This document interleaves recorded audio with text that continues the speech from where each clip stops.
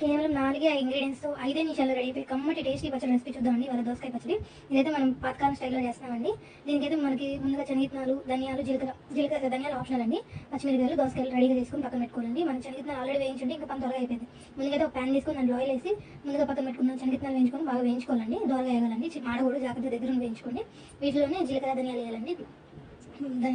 వేగినాక ఈ పక్క తీసేసుకొని తర్వాత అయితే మనం ఇవి బాగా వేయించుకోవాలండి. ఇంకోటి మనం ధనియాలు వేసుకోవడం వల్ల మనకి డైజెషన్ ప్రాబ్లం రాకుండా ఉంటుందండి. అండ్ ఇదైతే చాలా టేస్టీగా 5 మినిట్స్లో రెడీ అయిపోతుందండి. ఎవరైనా చేసేయచ్చు, చిన్నపిల్లలని చేసేయచ్చు. తర్వాత దీంట్లోకి అయితే నేను ముందుగా రెడీ చేసి పెట్టుకున్నామండి. ఆ పచ్చిమిరపకాయలు వేస్తానండి. మళ్ళీ ఒక స్పూన్ ఆయిల్, మీకు దాంట్లో ఆయిల్ మిగిలితే అదే ఆయిల్ వేయండి. ఆయిల్ మిగిలిపోతే అదే కొంచెం ఆయిల్ యాడ్ చేసుకొని పచ్చిమిర్చి చేసుకోండి. పచ్చిమిర్చిని అయితే సగానికి తెచ్చుకొని అప్పుడు పేలుకొని ఉండేయండి. నేనైతే వేరలేదు కాబట్టి పచ్చిమిరపకాయ వేయంగానే మూత పెట్టేసానండి.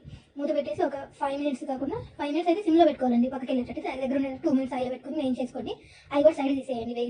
వేగిపోయింది కదండి, అవి సైడ్ తీసుకుందామండి. తర్వాత అదే ఆయిల్లో దోసకాయ ముక్కలు. దీనికైతే లెస్ ఆయిల్ అండి. అసలు ఎంత హెల్దీ అంటే అంత హెల్దీ. మనం సలాడ్ లాగే తినొచ్చు, ఎక్కువ ఆయిల్ పట్టదండి.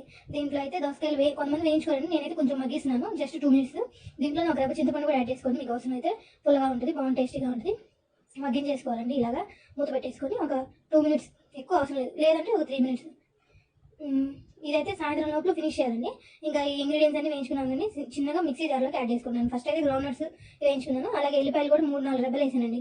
బాగుంటుంది. ఇది కూడా ఆప్షన్, కొంతమందికి ఇష్టపోతుంది. టేస్టింగ్ తగినట్టు సాల్ట్ వేసుకొని బరగ్గా గ్రైండ్ చేసుకోవాలండి. మెత్తగా గ్రైండ్ చేసుకోకూడదు, బరగ్గా గ్రైండ్ చేసుకొని దీంట్లోకి మనం పచ్చిమిరకాయలు వేసుకున్నాం కానీ ఇందాక ఆ పచ్చిమిరకాయలు కూడా యాడ్ చేసేసి కచ్చాపచ్చగా దంచుకోవాలండి. తర్వాత రోట్లో వేస్తే ఇంకా బాగుంటుందండి. దోసకాయలు వేయగానే ఎమ్మటే ఒక 2-3 పల్స్ ఇచ్చి ఆపేయాలండి. ఇంకా అంతేనండి. ఎంతో సింపుల్గా టేస్టీగా ఉండే పచ్చడి అయితే మనం రెడీ అయిపోయింది. దీంట్లోకి అయితే నేను సన్నగానే కొంచెం చిన్న దోసకాయ ముక్కని సన్నగా పీసెస్గా కట్ చేసుకున్నానండి. మధ్యలో తగిలితే బాగుంటుంది, అన్ని బరగ్గా కాకుండా ఇట్లా మధ్యలో తగిలితే బాగుంటాయండి. దీంట్లో మనం ఆనియన్స్ కూడా యాడ్ చేసుకోవచ్చండి. నేను ఆనియన్స్ కూడా యాడ్ చేశాను.